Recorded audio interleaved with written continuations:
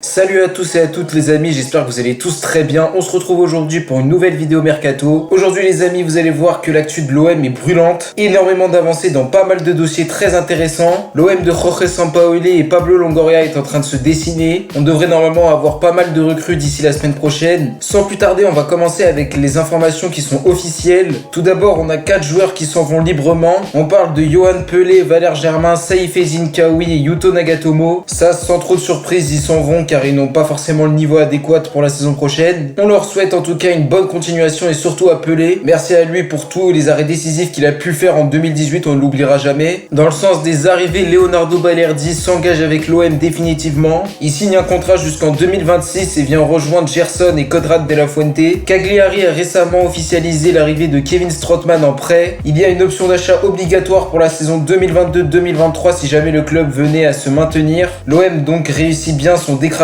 Longoria se sépare d'un gros salaire même si a priori on va devoir prendre en charge une petite partie. Abdallah Ali Mohamed, le latéral droit qui n'entrait plus dans les plans de Sampaoli, s'engage officiellement avec Lausanne. On a donc retracé toutes les informations officielles qui concernent l'OM. On va maintenant passer aux joueurs qui vont normalement s'engager très vite. Le premier c'est Cengiz Under. On avait parlé d'un prêt avec option d'achat à 12 millions d'euros. Ça devrait normalement être un prêt avec option d'achat plutôt fixé à 9 millions. Certaines sources parlent même d'un transfert définitif à hauteur de 10 millions d'euros. Le joueur est normalement arrivé vers 11h du matin et va passer sa visite médicale aujourd'hui si on en croit les informations de Foot Mercato. Sa venue vient combler le départ de Florian Thauvin. C'est en tout cas un joueur qui est décrit comme très prometteur dans son pays natal, percutant et qui a une bonne vision du jeu. Il a un profil similaire à Thauvin et a déjà une certaine expérience au haut niveau. C'est un international turc et qui est déjà très reconnu dans son pays comme je l'ai dit. C'est clair que s'il est à son meilleur niveau, il pourra faire des dégâts, à voir si Sampaoli arrive à bien l'utiliser. Paolo Lopez, son coéquipier à l'AS Roma, va bientôt lui aussi débarquer à l'OM. Il vient concurrencer Mandanda et va remplacer donc Yohan Pelé. Pour lui, on avait parlé d'un prêt avec option d'achat non obligatoire à 15 millions d'euros. Mais selon certaines sources, cette option d'achat pourrait finalement être obligatoire à partir de 20 matchs joués. Donc comme vous pouvez le voir, en ce qui concerne ces deux joueurs cités, on n'a pas beaucoup de détails sur les différentes transactions.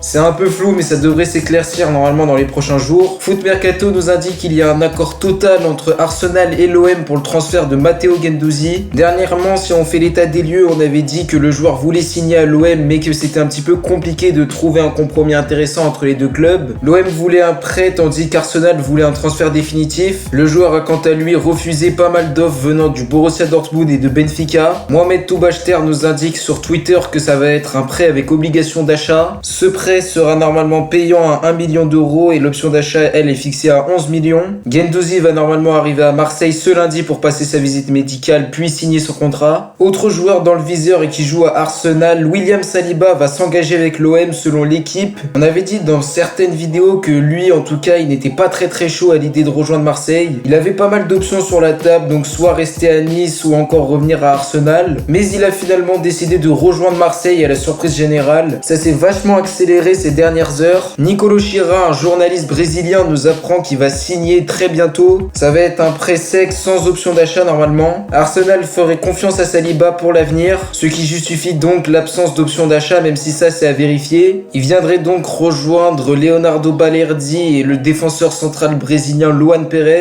Maintenant aujourd'hui on a eu le droit à une véritable bombe qui nous vient du journal L'Équipe. Paul Lirola pourrait très bientôt rejoindre l'Olympique de Marseille dans les prochains jours. On apprend en tout cas que les discussions entre les deux clubs sont en très bonne voie. Pablo Longoria s'est vraiment activé lors de son voyage à Milan pour boucler ce transfert. Pour rappel, la Fiorentina se trouve dans une position assez embarrassante quand on sait que le coach Gattuso a très vite démissionné. Lirola, lui, serait déjà d'accord sur les bases d'un contrat avec l'OM. On avait dit en tout cas que c'était un dossier à rebondissement et que c'était compliqué pour l'OM de lever l'option d'achat de Lirola. Mais ça semble en tout cas en bonne voie. À voir si cette tendance se confirme par la suite. On va maintenant parler d'une piste beaucoup moins chaude que celle dont on a parlé précédemment. L'OM serait intéressé à l'idée de recruter l'international algérien Zinedine Ferhat. Le Nîmois voit son contrat se terminer en 2022 et il va redescendre en Ligue 2 s'il reste dans son club. Il devrait normalement quitter les Crocos cet été. Saint-Etienne, des clubs italiens et espagnols suivent de près le joueur et sont intéressés aussi. L'OM le recruterait pour remplacer numériquement Saïf Ezzine-Kaoui, ce que je trouve très intéressant. Il aura fait une grosse saison en comptant 6 buts et 9 passes décisives dans un club où c'était pas forcément très simple. Selon Mohamed Toubachter, le joueur est en discussion avancée avec l'OM. Ça pourrait accélérer d'ici peu de temps, à voir si la piste est vraiment sérieuse et si le joueur est chaud à l'idée de signer à l'OM, ce qui a l'air